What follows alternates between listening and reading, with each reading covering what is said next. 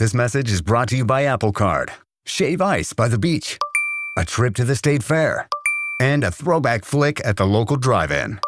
They're more than just items to check off the summer bucket list. They're also opportunities to earn 2% daily cash back when you use your Apple Card with Apple Pay. Apply for Apple Card now and use in minutes with Apple Pay. Subject to credit approval. Apple Card is issued by Goldman Sachs Bank USA, Salt Lake City branch. Terms and more at applecard.com. Propel Fitness Water. With Gatorade electrolytes, zero sugar, and vitamins, Propel hydrates better than water to help you get the most out of your workout and get back to your best self. What propels you? Propel with Gatorade electrolytes. The new LinkedIn Hiring Pro can't undo your last hire. The human postponer. They were the master of one phrase. I'll circle back on that. But 3 months later, you were the one doing all their work and wondering how big that circle is. But LinkedIn Hiring Pro can take the hiring load off your plate by automating the hiring busy work from the initial job post to scheduling interviews. Hire right the first time with LinkedIn Hiring Pro. Post a free job today at linkedin.com/quality. From the Fifth Quarter Studios in Madison, Wisconsin, you're listening to Coach Unplugged. And now, your host, Steve Collins. Hey, everybody. Welcome to Coach Unplugged. I'm so happy you decided to join us today. Before we jump into the podcast, I'd like to give a big shout out to our two sponsors. First of all, Dr. Dish, the number one shooting machine on the market. We own 3 of them, and I can tell you personally, even before they became sponsors, their customer service is second to none. Every time I've had any issues with any of my machines, going back to the way old ones, they've always taken really good care of me. Also, go over and check out teachhoops.com. Oh, and mention us, and they'll give you $450 off. Mention Coach Collins or Coach Unplugged, they'll give you $450 off. Also, go over and check out teachhoops.com for coaches who want to get better. We always tell our players that they should be working on their craft. I challenge you to work on your craft. Come over, join a community of like-minded coaches who want to make this game better. It's the reason I started Teach Hoops, is to help pay the bills for all these podcasts, but even more importantly, to give back to this great game that has given me so much, and to set up a roadmap for you to be successful, not only on the court, but off the court. And we offer a 14-day free trial. So come over and kick the tires around, see if you like it. And let's head off the podcast. All right, go ahead. Shoot away. You got questions? I do, yeah. So okay. I'm just switching into the teaching field. And okay. It's going to take me like a year and a half to finish. It's going to be like a master's in special ed. Well, if you're a special ed teacher, you'll get a job. I can tell you that. That was part of the reason why I wanted to do it. I mean, I have a little experience with it. Right. Substitute teaching and stuff like that.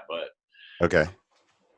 But yeah, and I've talked to some of the guys I've coached with that's been special ed teachers, and they said that's the field to go into. Right. If you want to get a job or get hired to be a coach, probably a good, because there'll usually be an opening. I know there were jobs I was looking at early, and I was a math teacher, and there weren't any open. I mean, they wanted math teachers, but there weren't any openings. Wow. So, okay, cool. Yeah, so I think that's a good move. Okay. Yeah, and then the other thing I was wondering is, like, for you personally, like, would you still coach if you weren't a teacher? Like, I mean, if you didn't teach, I messed up the question. Would you still teach if you weren't able to coach, or would you do a different profession? That's a loaded question. Would I be a teacher if I had to do it over again? That's a great question. I don't really love where the profession's gone, to be honest with you, but I'm a math teacher, so I think the swing is going to come back. I mean, I've never gone to work a day in my life, so that's a good thing, because I'm actually missing my students and stuff right now. Yeah. So from that standpoint, I wish I was compensated the appropriate way a teacher should be. So that would be my only issue with teaching. Would I coach and not teach? It's done. I think it's harder. It's definitely harder. Really? I think so. I think it's much. First of all, I would never take a job that I wasn't in the building, probably teaching, in retrospect. Mm-hmm. And the reason being is those relationships you build with the kids. I even see it when people are in middle schools and they better have really good assistants in the high school. And again, it depends on the size of the community. If it's a small community, it might be a little bit easier. But the amount of brush fires I've put out in 25 years, the amount of little things I've had to deal with, even all the stuff with this coronavirus and kind of connecting with my guys before school shut down, because I knew I could just feel it coming. I think that's just super important. Coaching is so much. I mean, if you're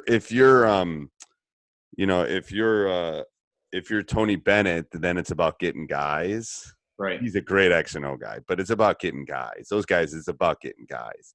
When you're a high school coach, it's about having players and developing them, but it's also about the relationships.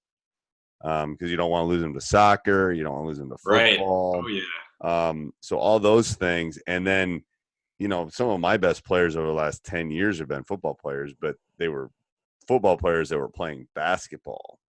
They weren't basketball players that were playing football. So, which is fine, but I had built that relationship where it was still important enough to them and they were competitive enough.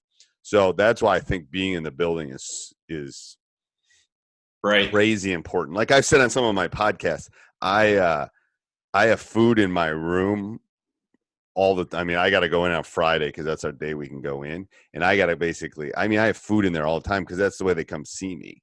Right. Otherwise they won't want to see you as much. No, but I don't leave my room a lot. I'm teaching and it's like, I'm not getting out. And I have some of them in class, but they will come to me if I have food, which is good. It's like, a way to a teenage boy's heart is through his stomach. Oh, for sure. Yeah. So I always have food. The healthy stuff doesn't go quite as fast as the bad stuff, but so that I'm building that relationship with them, and it slowly over time. And it takes them a little, the shy ones, it takes a while to, come in, say hi, we work on all that kind of stuff. So, I might take a job that I know that eventually I could, like maybe I was a FIA teacher and I could get in the middle school and then eventually I could get in the high school. I would probably do that, but I think it's super important. Especially as a head coach, you're saying. Especially as a head coach. Assistant coach, it doesn't, Assistant coach, it doesn't matter as much. But as a head coach, yeah. Just because you're dealing, it's like being the CEO. You still got to go to work every day and see everybody. Mm-hmm. The one thing that you said I think is really interesting in the high school that I'm at, as it relates to like football and basketball, because I think a football player can be molded into such a great basketball player just because of the tenacity and the aggressiveness and the toughness. But at the end of the day, basketball is like a skill sport. Right. So in our high school, like a lot of the good basketball players don't end up playing because they get sucked up by football, and then that commits most of their time. It doesn't make any sense though. I've got two guys in the NFL right now that played basketball for me. Jester and Doris both played basketball for me. They're NFL football players. I think Jake Ferguson could be an NFL football player. So I could have three guys in the NFL that have played over the last 7-8 years. And so how do you negotiate that, or how do you balance that when well, you also got to convince them of their role. You're not going to be the star of this thing, but here's what you can do, and we'll win. We can win. They got to be both Doris Fountain and Jester Wea were both defenders. I convinced them that they wanted to defend and just shut the other person's best player down. So it became like a personal thing for them to just shut the opponents down. So it's almost like I said, it's like playing in the secondary, man. I mean, they were both receivers, but I said it's like playing in the secondary. You're just shutting these guys down. And then, you can do it to the point where they're so athletic, if they're football players, that you don't even have to worry about help side B. The other four guys can play help side. I'm just saying, it's like, and Jake was just a muscle, I'm going to rebound. So they're not going to be finesse guys, but they can be physical defender guys. Mm-hmm. So you gotta kind of get that football mentality of hey, don't you want to play with your friends? Don't you? Right.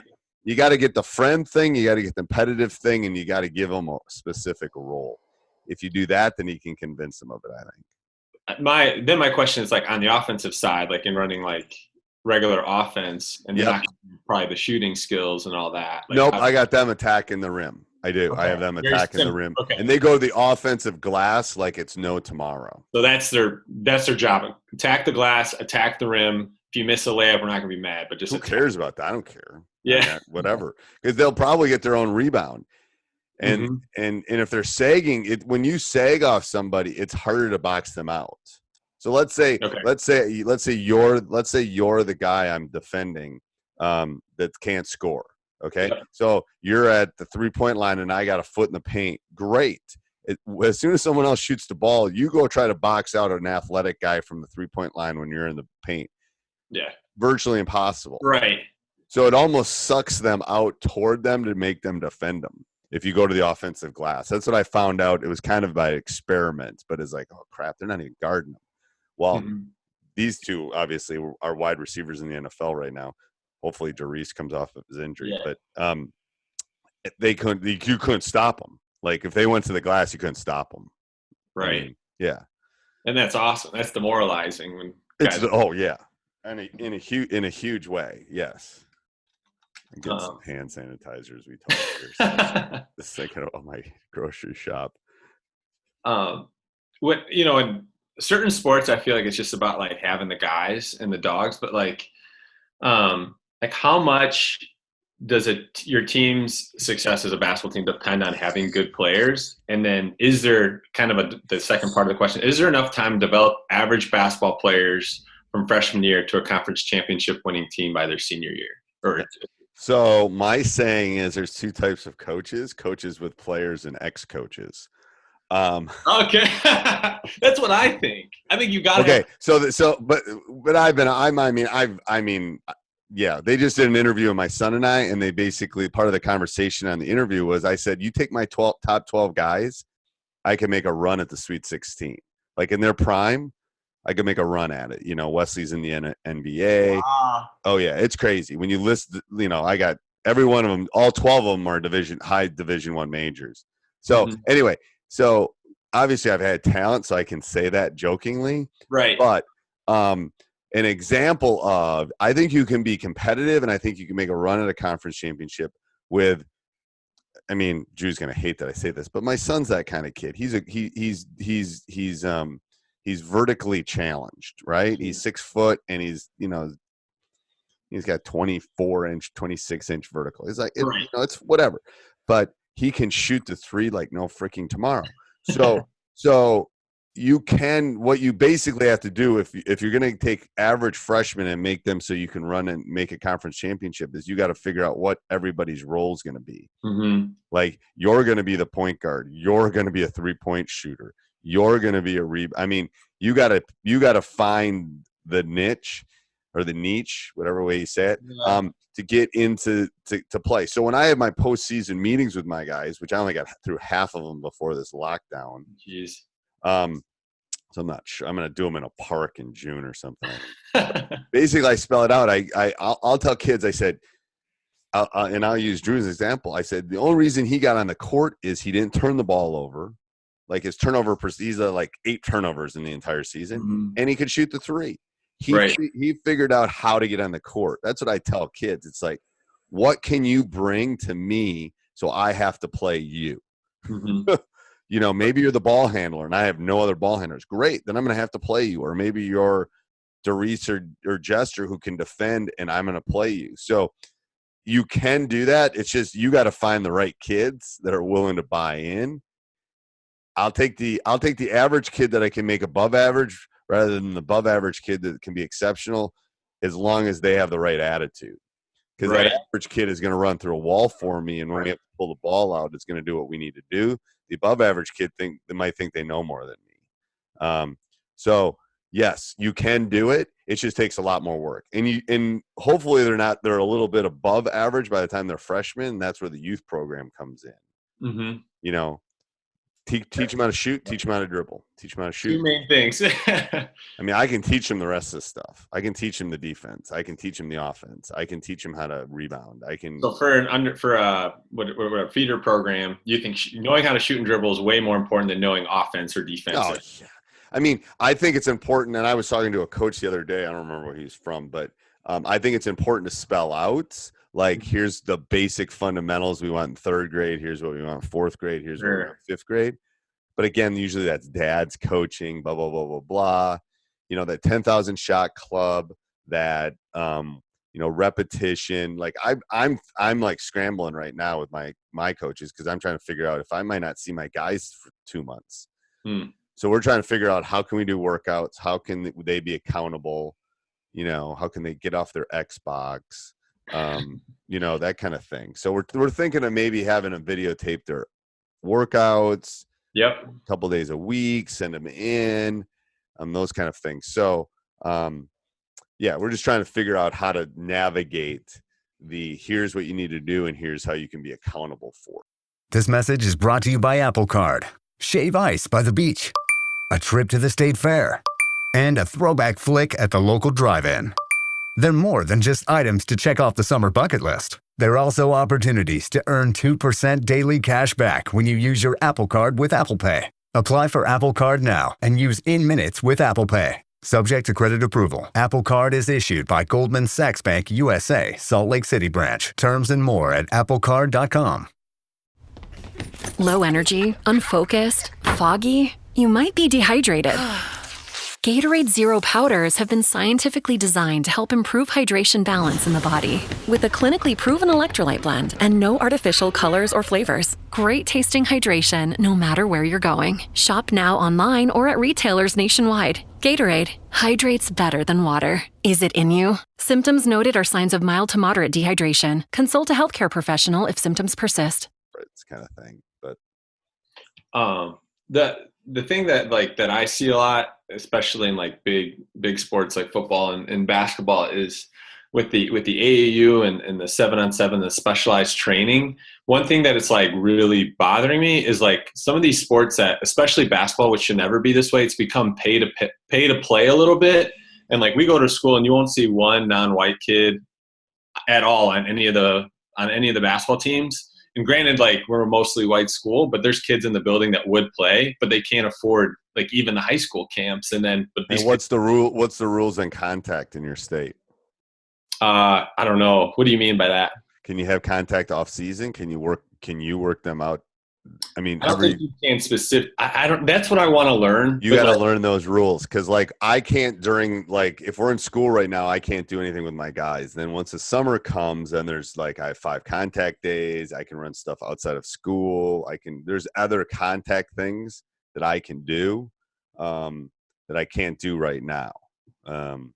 So yeah, that's what you have to handle that. Like for the kids that because I hate that only the kids that have money to right. go. Well, the other kids just need some direction. They probably all got a phone. Right. Yeah. 100%. You know, and you know, I can send you some workout stuff. We're working on ours right now. But so I mean, they all have access to YouTube, and they need a ball. You know, right. Exactly. All they need is a ball. There's a basket somewhere they can find outside, especially if the weather's. Where are you located? Northwest suburbs, so Arlington Heights, Mount Prospect, just Chicago. Yeah, Chicago. Yep. My sister-in-law used to live in Libertyville. Oh, sure. Yeah. That's cool. In Naperville, and I had a friend when growing up that lived in Oak Park. Okay, sure. Yeah, they're the first city to shut everything down. Who was? Oak Park. Oak Park. Yeah. Yeah. So and then what you have to do is you have to find a family that's willing to adopt one of those high-risk kids and take them along on everything. I'm dead serious. Yeah. It's like the Sandra Bullock movie. What movie was that? Blindside. Yeah. It's got to be like that. Like, I'm not literally saying move in with them, but like, you know, this will make Johnny better. What you do is convince that parent that this kid will make it will make their son better too. It will. Right. So that's what you got to kind of build that, you know, bridge those gaps. But yeah, I mean, there's a lot more stuff than when I was growing up for them as far as access goes. But you're right. You got to go, quote unquote, recruit those kids in your school and say, hey, you got to come out. Right. Yeah. Because they're already walking in the hallways. You're not recruiting them. You're just recruiting them to play basketball now. You got to get them young. Yeah, but yeah, that's what I noticed too. Is like by sophomore or even junior year, they're like cashed out because they think like, well, there's no chance. Right. There's no chance. I'll go play football. I'll run track. I'll do. Yeah. Yeah. I agree. So I don't know how much time we have. I should have said that in the beginning. That's all right. Keep going. I gotta run the groceries at some point, but we're good. Okay. Yeah. This is my birthday, and like this is like I was so excited that you like. I'm sorry. Happy birthday. Yeah. Well, I mean, talk to me on my birthday, dude. That's like a punishment. No, like coaching is just like where I feel alive. But like I would love to be a head coach, and the reason I'd want to be a head coach of basketball, like football and baseball were my sports, but the reason I want to do basketball is because I think basketball is like a more manageable group. Football, I think, is going to be going away on the high school level. Okay, so here's a couple things. First of all, I agree. I love having 12 to 15 guys. Yeah, because I can actually build a relationship with them. That's the first thing. And I'm not like, there's the secondary coach. There's that. I don't love that. Yeah. I predict that my kids will be the last ones to play football. Mm-hmm. The way we know it now. Because right. the girls that are in my class right now that are seniors aren't letting their kids play for the most part. Wow. Because they know the concussion stuff. It's coming out. I mean. Oh, yeah. It's yeah. They're going to have to change the rules substantially to keep the game. Now, will they? Probably, because it's a $1 billion industry, right. The NFL. But they're going to have to do something because it can't be the same game that it is. So that's why I think that's a plus for basketball. So do you have a plan? Do you have a plan about how to become a head coach? Now, some of it's gotten twisted because of this summer's basically toast, I think. Well, that's the thing. I kind of want to like lay out to you like the reasons I'd want to be a head coach. Listen my strengths and my weaknesses. I want you to like let me know if like that's enough to be a head coach or if it makes sense. So the reasons I would want to be a head coach is I'd love to set a culture of the program. Yep. Love to positively impact and mentor coaches and then build positive relationships with the students and really hopefully help them, with whatever they want to do post high school. And then the last one is my hope as a head coach is to get the best athletes to play and do my best to create equal opportunities for the best players to play and not let politics get in there. Perfect. I mean, that's the perfect reason to go into it. Okay. But then like my strengths and my weaknesses, I feel like is what hurts me. My strengths are like super positive. I hate like negative coaches. Okay. Competitive, love to win, building individual relationships are my positives. But then my weaknesses is like I'm not next to those guys. Like I'm not a creative play designer. Right. I'm not super organized and efficient at this point. But like I just know I won't be the smartest guy in the room. That's okay. You don't have to be the smartest guy in the room. Trust me.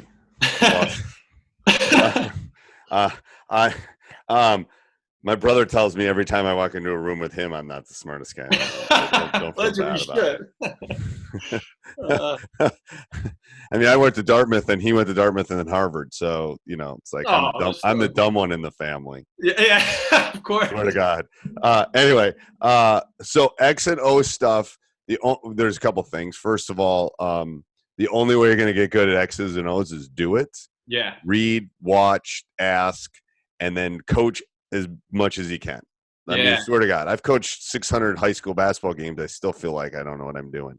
So you have to. You just got to. It's like getting thrown into the deep end. You learn to swim. You just got to go do it and try it.